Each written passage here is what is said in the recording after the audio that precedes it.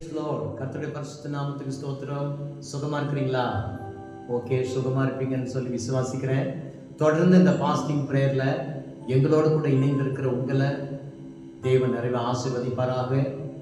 தேவனுடைய வார்த்தை கேட்கறதிலும் செபிக்கிறதிலும் எல்லாவற்றிலும் எங்களோடு இணைந்திருக்கிற உங்களை ஆண்டவர் நிறைய ஆசீர்வதிக்கணும்னு நாங்கள் ஜெபிக்கிறோம். சபையாரை சேர்ந்து உங்களையும் உங்கள் குடும்பத்தை தேவன் நிறைய ஆசீர்வதிப்பாராக. இந்த உபவாசத்தில் தேவன் நம்மளோட கூட இடைப்படுகிறார். நாம் ஜெபிக்கிறோம், அவர் நம்மளோட பேசுகிறாரு, நாம் அவரோட பேசுகிறோம். இது ஒரு இனிமையான ஒரு நேரம். இந்த நேரத்தையும் காலங்களையும் ஆண்டவர் நமக்கு ஆசீர்வாதமாக கொடுத்திருக்கிறார். அதை எண்ணி நான் ஆண்டவர் துதிக்கிறேன். ஆண்டவர் நாமத்தை மகிமைப்படுத்தி உயர்த்துறேன். ஒவ்வொரு நாளும் நாம் தேவனுடைய வார்த்தை நாம் கேட்டுக்கொண்டு வருகிறோம். ஒவ்வொரு நாளும் தேவனுடைய வார்த்தை கேளுங்க, அதன்படி நடங்க. ஆண்டவர் நிறைய ஆசீர்வதிப்பாராக. நான் திரும்ப உங்களுக்கு இந்த வார்த்தையை ஞாபகப்படுத்தும்படியாக விரும்புகிறேன்.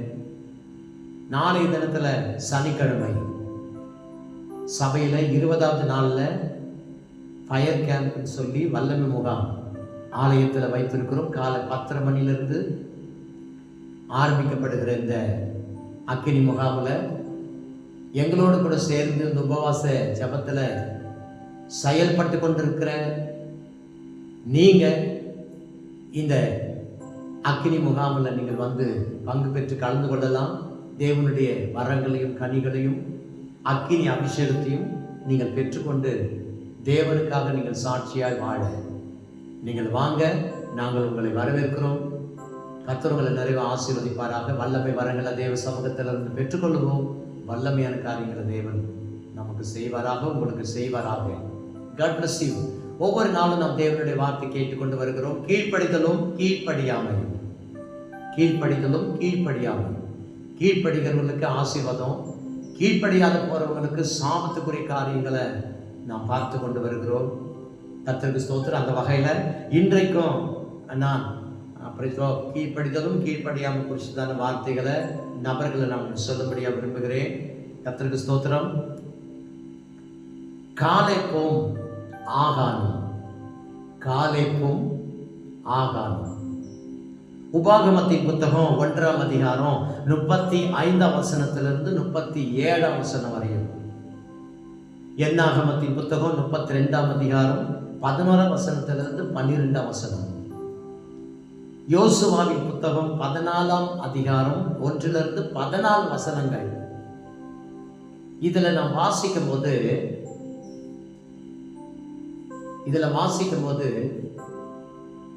இஸ்ரவேல் ஜனங்கள் சுதந்திரித்துக் கொள்ள வேண்டிய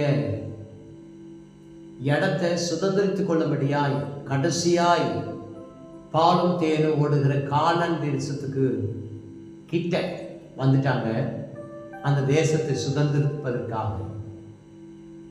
இப்ப ஆயி என்று சொல்லப்படுற அந்த பட்டணத்துல இருக்கிற ஜனங்களை ஜெயித்து அந்த ஆயி பட்டணத்தில் இருக்கிற ஜனங்களை எல்லாரையும் வெளியகற்றிட்டு இப்ப இஸ்ரவேல் ஜனங்கள் போய் அந்த இடத்தை சுதந்திரித்துக் கொள்ளணும். அப்படிப்பட்ட நெருக்கமான கிட்ட வந்துட்டு இருக்கிற சூழ்நிலையில இங்க என்ன பார்க்கிறோம் அப்படின்னா, ஆயி பட்டணத்தை சுதந்திரித்துக் கொள்ளணும் அப்படின்றதுக்கோசம் இஸ்ரவேல் ஜனங்களுக்குள்ள இருக்கிற மனிதர்களை வேவு பார்க்கும்படியா அனுப்பி வைக்கிற ஒரு நபர்களில போகிற ஆட்களுக்குள்ள இந்த காலேப்பும் ஒருவராய் வருகிறார். அல்லேலூயா. அந்த ஆயி பட்டணத்தை வேவு பார்த்துட்டு அங்குள்ள மக்கள் எப்படி இருக்கிறாங்க, அங்குள்ள நிலவரங்கள் எப்படி இருக்கு, அந்த பட்டணத்தை நம்ம எளிதில் சுதந்திரித்துக் கொள்ளலாமா எப்படி அப்படின்னு சொல்லி அங்க வேவு பார்க்கும்படியாய் அனுப்பி வைக்கிற இஸ்ரவேல் புருஷர்களாகிய ஆண்களாகிய நபர்களுக்குள்ள இந்த காலேப்பு என்கிற ஒரு மனுஷன் வருகிறார். இந்த காலேப்பு குறித்து நாம் பார்க்கும்போது அவ்வளவு உண்மை உத்தமமான ஒரு மனுஷனாகவும் தேவனுடைய வார்த்தைக்கு எல்லாவற்றிலும் கீழ்ப்படிந்த ஒரு மனுஷனாகவும் நாம் பார்க்கிறோம். அப்ப இதுல நான் பார்க்கும்போது எப்புனின் குமாரனாகிய காலேப்பு அப்படி என்று சொல்லப்படுகிற வார்த்தை நாம் இதில் பார்க்கிறோம். 35, 37 வரை. உங்கள் பிதாக்களுக்கு கொடுப்பேன் என்று நான் ஆணையிட்ட அந்த நல்ல தேசத்தை இந்த பொல்லாத சந்ததியாராகிய மனிதரில் ஒருவரும் காண்பதில்லை என்றும், எப்புனேனின் குமாரனாகிய காலேப் மாத்திரம் அதை காண்பான். அவன் கர்த்தரை உத்தமமாய் பின்பற்றினபடினால் நான் அவன் விதித்து வந்த தேசத்தை அவனுக்கும் அவன் பிள்ளைகளுக்கும் கொடுப்பேன் என்றும் ஆணையிட்டார். அன்றியோ உங்கள் நிமித்தம் கர்த்தர் என் மேலும் கோபம் கொண்டு நீயோ அதில் பிரவேசிப்பதில்லை என்று கட்டளையிட்டார். கர்த்தருக்கு ஸ்தோத்திரம். மோசேக்கு சொன்ன வார்த்தை, பாலும் தேனும் ஓடுகிற கானான் தேசத்தில் நீ பிரவேசிப்பதில்லை அப்படின்னு சொன்னார். இஸ்ரவேல் ஜனங்களை அவ்வளோ கண்ணும் கருத்தமா பொறுப்பா பாரத்தோடு அர்ப்பணிப்போடு நடத்தி கொண்டிருக்கிற அந்த நேரத்தில் கர்த்தருக்கு ஸ்தோத்திரம், தேவன் சொன்னார் மோசே கிட்ட, நீ போக மாட்ட, பிரவேசிக்க மாட்ட அப்படின்னு. அதே மாதிரி தான் ஆயிடுச்சு. கர்த்தருக்கு ஸ்தோத்திரம். உபாகமத்தின் புத்தகத்தினுடைய கடைசி அதிகாரத்தில் கடைசி வார்த்தைகள் வாசிக்கும் போது மோசே மரிக்கிறார். யோசுவாவுக்கு அந்த பொறுப்பு கொடுக்கிறார். இந்த யோசுவா தான் இஸ்ரவேல் ஜனங்களை கொண்டு போய் பாலும் தேனும் ஓடுகிற கானான் தேசத்தில் சேர்க்கிறார், இடங்களை பங்கிட்டு கொடுக்கிறார். அல்லேலூயா. அந்த வகையில் இந்த காலேப்பு என்கிற அந்த மனுஷன் உத்தமமாய் தேவனை பின்பற்றினவன், எல்லாவற்றிலும் கீழ்ப்படிந்து நடந்தவன் அப்படின்ற அந்த வார்த்தையை தான் உபாகமும் என்னாகமும் யோசுவாவின் புத்தகம் 3 அதிகாரத்தில் நாம் பார்க்கணும். காலேப்பை குறிச்சு. கர்த்தருக்கு ஸ்தோத்திரம். இந்த காலேப்பு கீழ்ப்படிந்தவராய் உண்மை உத்தமமாய் வாழ்ந்த ஒரு மனுஷனாக இருந்து தேவனுடைய ஆசீர்வாதங்களை அவர் பெற்றுக்கொண்டார். சொல்றார் பாருங்க, எப்புனேனின் குமாரனாகி காலேப் மாத்திரம் அதை காண்பான். ஏன்னா அவன் கர்த்தரை உத்தமமாய் பின்பற்றினபடினால் அவன் விதித்து வந்த தேசத்தை அவனுக்கும் அவன் பிள்ளைகளுக்கும் கொடுப்பேன். அல்லேலூயா. ஒரு கீழ்ப்படிதலுக்கு வருகிற ஆசீர்வாதங்களை பாருங்க. உத்தமமாய் வாழ்கிற வாழ்க்கைக்கு தேவன் கொடுக்கிற நன்மையை பாருங்க. அவன் என்னை உண்மை உத்தமமாய் பின்பற்றினபடினால், எல்லாவற்றிலும் அவன் கீழ்ப்படிந்து அவன் வாழ்ந்து வந்தபடினால், அந்த தேசத்துல அவனுக்கு ஒரு முக்கியமான இடத்தை நான் தந்து அவனை நான் ஆசீர்வதிப்பேன் என்று சொன்னான். அப்படியே தேவன் ஆசீர்வதித்தார். ஹல்லேலூயா. இப்ப இந்த காலேப்பை குறித்து நம்ம பார்க்கிற ஒரு வார்த்தை என்னன்னு சொன்னால், அவர் உண்மை உத்தமமாய் தேவனை பின்பற்றினார் என்பதை நாம் பார்க்கிறோம். என்னாகமத்தின் புத்தகம் 32ஆம் அதிகாரம் 11, 12 வசனங்களை வாசிக்கும் போது, உத்தமமாய் என்னை பின்பற்றின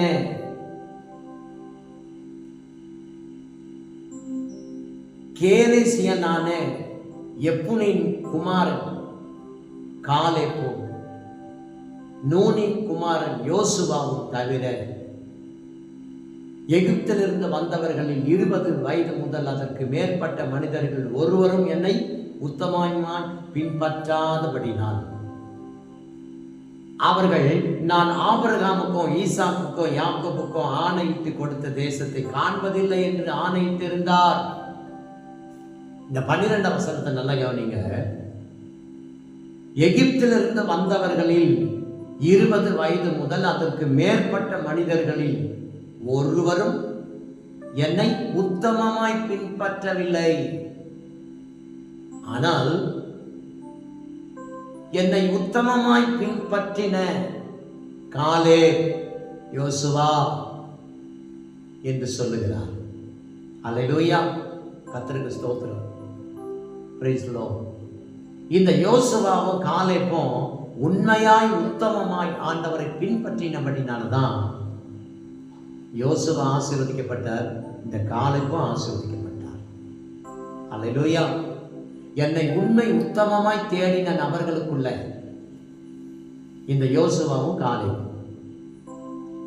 இந்த காலேப்பு அந்த உண்மை உத்தமமாய் எல்லாவற்றிலும் கீழ்ப்படிந்து அவர் நடந்தார், வாழ்ந்தார், ஆசீர்வதிக்கப்பட்டார் அப்படின்றத நாம் பார்க்கணும்.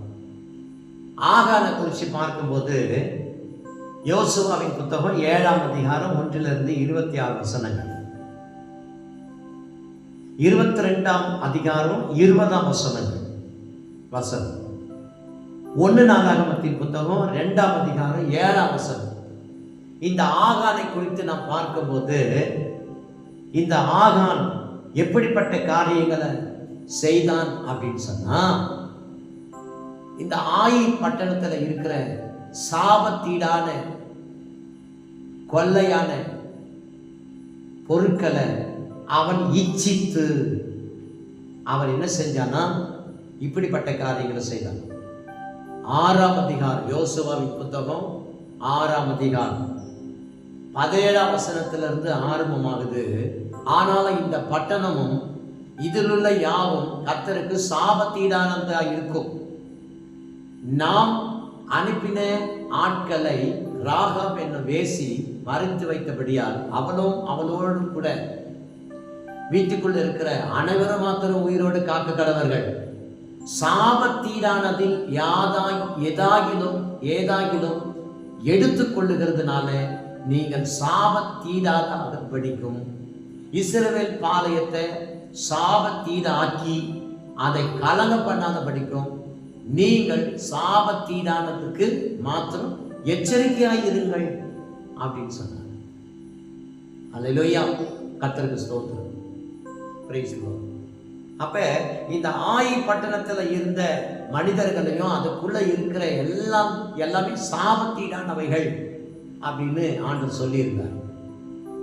இப்ப இந்த 7ஆம் அதிகாரம் 1-26 வசனங்களை நம்ம வாசிக்கும் போது அந்த சாபத்தீடானவைகளை இந்த ஆகான் என்கிறவன் என்ன பண்ணான், அதை எடுத்துக்கொண்டான் அப்படின்றது நம்ம பார்க்கணும்.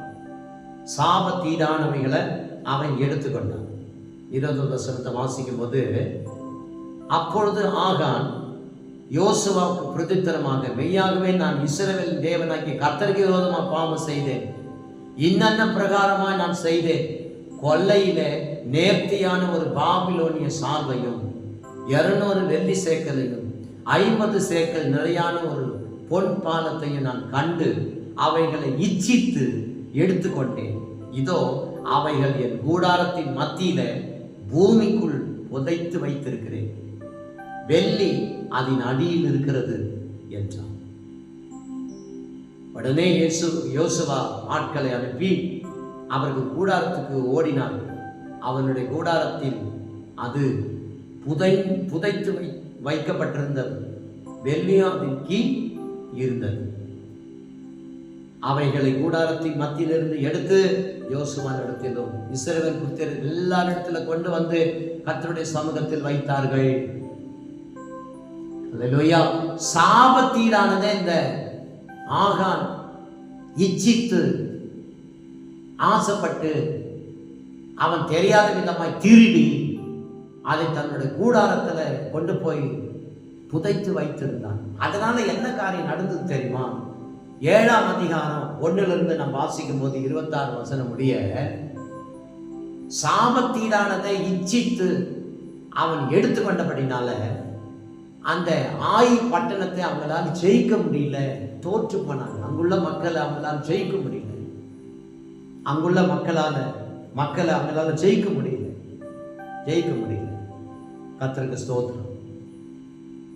அந்த ஆயி பட்டணத்தில் இருக்கிற மக்களை, ராஜாவை அவங்களால ஜெயிக்க முடியல. காரணம் என்னன்னா, அவங்களுக்குள்ள இருந்த சாபத்தீடான காரியங்கள் அவங்கள தோல்வி அடைய செய்தது. யார் இந்த காரியத்தை செஞ்சிருப்பாங்க? ஏன் நமக்கு இந்த தோல்வி வருது, நம்மளால ஏன் ஜெயிக்க முடியல அப்படின்னு சொல்லி ஆராய்ச்சி செய்து கண்டுபிடிக்கும் போது சீட்டு போடலாம். யாரால இந்த காரியம் வந்திருக்கும், யாரால இந்த நிலைமை வந்திருக்கும் அப்படின்னு சொல்லி அவர்கள் கண்டுபிடிக்கும் போது சாபத்தீடான காரியங்களை ஆகான் என்பவன் செய்ததுனால 18வது வசனம். கர்த்தருக்கு ஸ்தோத்திரம். 17 வசனத்தை வாசிக்கும்போது 16ல இருந்து வாசிக்கிறேன். அப்பொழுது யோசுவா அதிகாலமே எழுந்திருந்து இஸ்ரவேலரை கோத்திரமா வர பண்ணினான். அப்பொழுது யூதாவின் கோத்திரம் குறிக்கப்பட்டது. அவன் யூதாவின் வம்சங்களை வர பண்ணின போது சேராகியன் வம்சம் குறிக்கப்பட்டது. அவன் சேராகியரின் வம்சத்தை பேராக வர பண்ணின போது சப்தி குறிக்கப்பட்டான். அவன் வீட்டாரை அவன் பேராக வர பண்ணின போது யூதா கோத்திரத்து சேராகின் குமாரனாகிய சப்திக்கு பிறந்த கர்மீனின் மகன் ஆகான் குறிக்கப்பட்டான். அப்பொழுது யோசுவா ஆகானை நோக்கி, மகனே, நீ இப்பொழுது இஸ்ரவேலின் தேவனாகிய கர்த்தரை மகிமைப்படுத்து, அவருக்கு முன்பாக அறிக்கை பண்ணி நீ செய்ததை எனக்கு சொல்லு, அதை எனக்கு ஒழிக்காதே என்றான். அப்பொழுது ஆகான் யோசுவாவுக்கு பிரதித்திரமாக, மெய்யாகவே நான் இஸ்ரவேலின் தேவனாகிய கர்த்தருக்கு விரோதமாய் பாவம் செய்தேன், இன்னென்ன பிரகாரமாய் செய்தேன் என்று ஒத்துக்கொண்டார். இந்த ஒரு பாவி நிமித்தம், இச்சித்த காரியங்கள் நிமித்தம்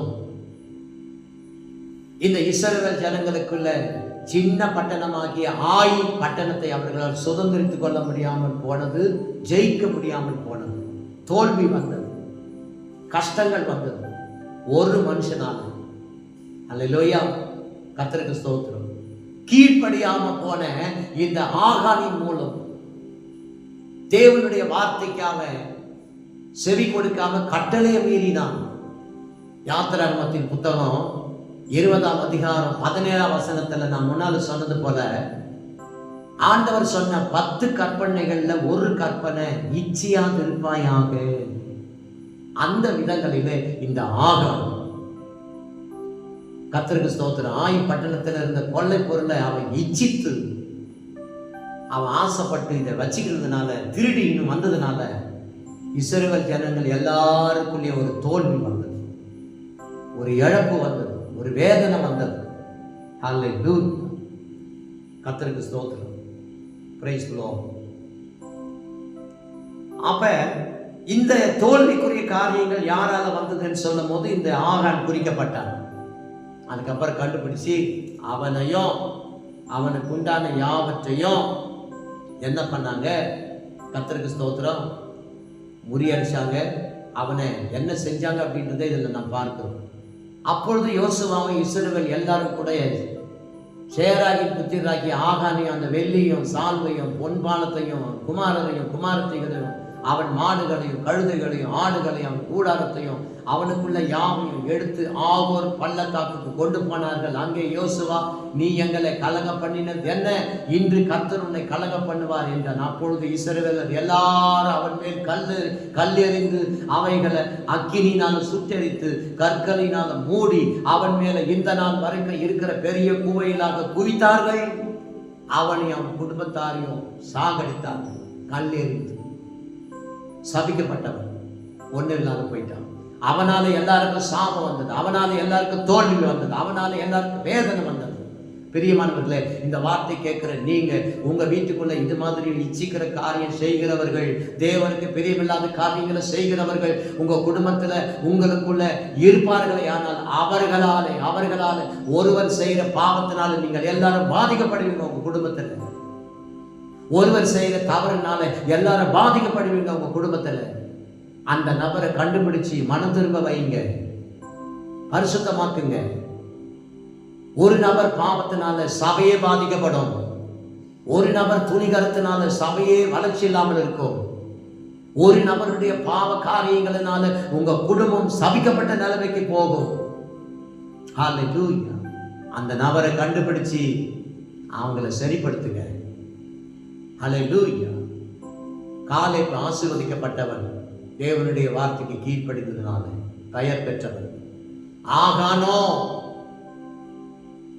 கர்த்தருக்கு ஸ்தோத்திரம், ஆண்டவருடைய வார்த்தைக்கு கீழ்ப்படியாமல் இச்சித்து எடுத்துக்கொண்டவைகள் மூலமாக சாபங்களும் வேதனைகளும் அவனுக்கு மட்டுமல்ல இஸ்ரவேல் ஜனங்களுக்கு எல்லாருக்குள்ளே வந்தது.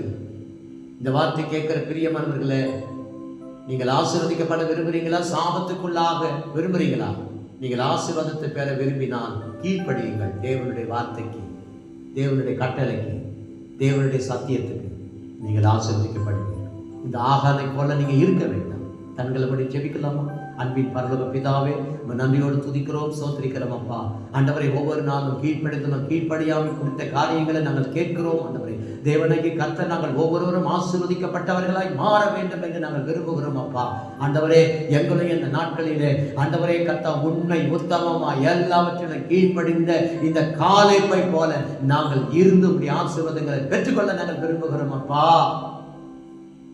இந்த ஆகானுடைய வார்த்தையை நாங்கள் கேட்டோம் ஆண்டவரே. இந்த ஆகான் செய்த தவறின் நிமித்தம், பாவத்தின் நிமித்தம், இச்சித்த காரியங்கள் நிமித்தம் இஸ்ரவேலருக்குள்ள தோல்வி வந்தது, வேதனைக்குரிய காரியங்கள் வந்தது, இழப்புக்குரிய காரியங்கள் வந்தது, அவமானத்துக்குரிய காரியங்கள் வந்தது. ஏன் இந்த நிலைமை என்று சொல்லி யோசுவா கேட்ட மாத்திரத்தில் ஆண்டவர் இந்த ஆகானை காட்டி கொடுத்து அந்த ஆகானை, அவன் குடும்பத்தை, அவனுக்கு உண்டான யாவற்றையும் நிக்கரகம் பண்ணி முறியடித்தாரே ராஜா. அதே போல கர்த்தாவை, நாங்கள் சபிக்கப்பட்ட ஆட்களா நாங்கள் மாறி போகக்கூடாது. இச்சிக்கிற காரியங்கள் நாங்கள் ஒன்றும் செய்யக்கூடாது. உங்க கட்டளை நாங்கள் மீறக்கூடாது. நாங்கள் சபிக்கப்பட்டவங்களா போகக்கூடாதப்பா. ஒவ்வொரு தேவ பிள்ளைகளும் ஆசீர்வதிக்கப்பட்டவர்களா தான் இருக்கணுமே தவிர சாபமான சபிக்கப்பட்ட நிலைமையில போகக்கூடாது. கிருபை தாரும் ஆண்டவரே. இந்த வார்த்தை கேட்கிற ஆண்டவரே, இந்த ஜபத்துல ஈடுபட்டு இருக்கிற ஒவ்வொருவரும் ஆசீர்வதிக்கப்பட்டவர்களாய் விளங்கணும். கர்த்தர் கிருபை தாங்கப்பா, உதவி செய்யுங்கப்பா, ஆசீர்வதிங்கப்பா. நாங்கள் ஆசீர்வதிக்கப்பட்டவர்களா மாறணும். ஆகானை போல அல்ல, காலைப்பை போல பெயர் பெற்றவர்களாய் நாங்கள் விளங்கணும். கர்த்தர் கிருபை தாரும். இயேசுவின் நாமத்தில் பிதாவே, ஆமென், ஆமென். God bless you. கர்த்தர் நிறைய ஆசீர்வதிப்பாராக. தொடர்ந்து சில நாட்கள் தான் இருக்கு. எங்களோட இணைந்திருங்க, தேவ வார்த்தை கேளுங்க, ஜபத்துல தரித்திருங்க. ஆண்டவர் வல்லமை மிக்க காரியங்களை செய்வார், உங்களை நிறைய ஆசீர்வதிப்பார். God bless you. God bless you.